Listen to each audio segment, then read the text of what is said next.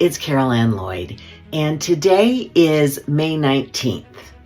Now, if you are a scholar or interested in the early modern period in the 16th century, particularly if you're interested in the Tudors, especially if you're interested in Henry VIII and his wives, and absolutely, if you are like me, an Anne Boleyn nutter, as I was affectionately and very gratefully called while visiting Hever Castle, you know that May 19th is not a day that just comes and goes. May 19th comes and stays, because that is the day in 1536 that Anne Boleyn, whom you see around me, was executed at the Tower of London on the command of her husband, Henry VIII. And I think, the more I think about this, I really believe that that day, that action, his allowing that to happen, was a real tipping point in the history of Henry VIII, in his personality and his reign, but also in the overall Tudor reign and in English monarchy and history, all of that. I believe that was really a tipping point. Prior to that, early in his reign, Henry VIII was devoted to the church at the time. That meant the Catholic Church. He was devoted to the Pope. He was very proud of the title the Pope had given him, Defender of the Faith. He was proud to defend the faith against Luther. He cherished that title. He was also incredibly close to his first wife for many years, Catherine of Aragon. He had known her for years. It's one of the first things he did when he became king was marry her. And I think he relied on her love. She loved him, I believe, in some ways unconditionally. She loved what was best in him. She had seen him at the beginning of his reign when everything was possible.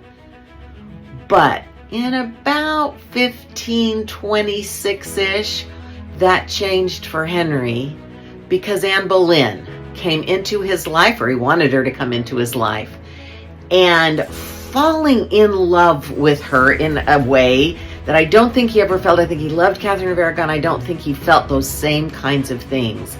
If you look at the letters that Henry VIII wrote to Anne Boleyn, they're in a lot of ways not romantic, not love letters as we might think of them. There are levels of predatory speaking and words about ownership that are troubling. But at the same time, he makes himself vulnerable in those letters as he pleads with her to share what she feels about him, how she feels about the love between us two, which he assumes. And there are moments where he is vulnerable. There are also moments of pure joy when he talks about the gift she has given him and his response to that because of what it means. And scholars seem to agree that the gift of that ship with the diamond and the damsel are when Anne accepts the proposal and agrees to marry him. And from them on, they are a team.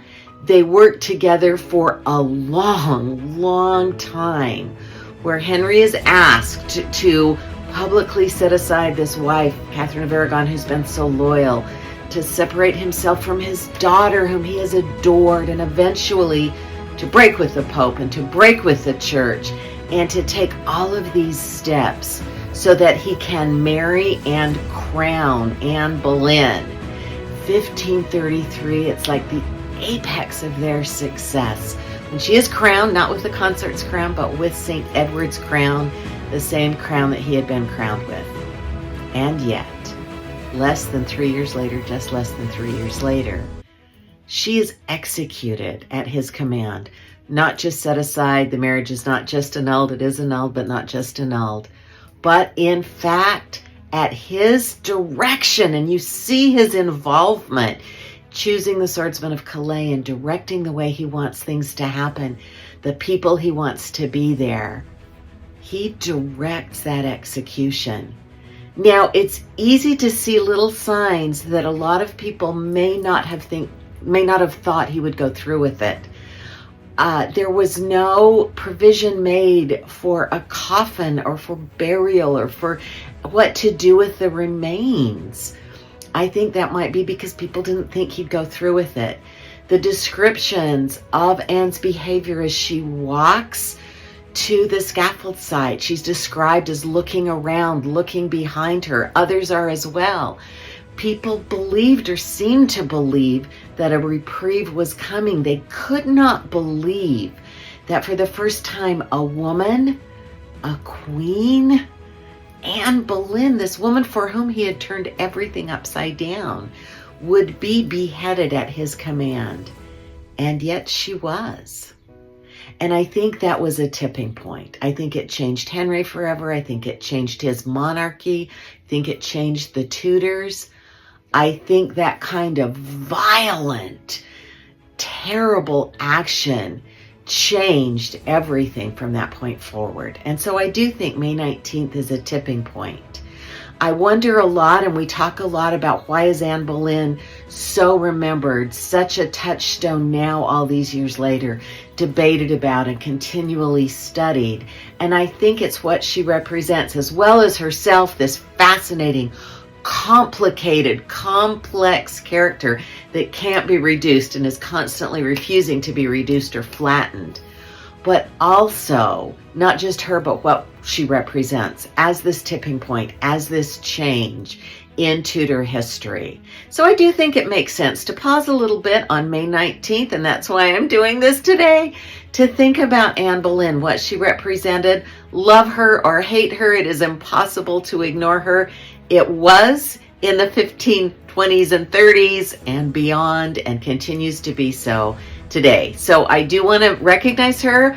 I am wearing my Anne Boleyn scarf from the wonderful Hever Castle, which I was so fortunate to be able to go to. I visited the tower and many sites associated with Anne Boleyn. So I do want to say that May 19th is a very important day for Anne Boleyn nutters like myself, and I know many of you too.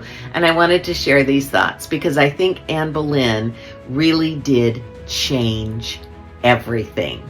And I think she's an example to us of how history shows us what's possible and what one person can do, and how she and other women can change things in a world that wants to overlook them or wants to set them aside. It's really impossible to do so. So thank you for joining me.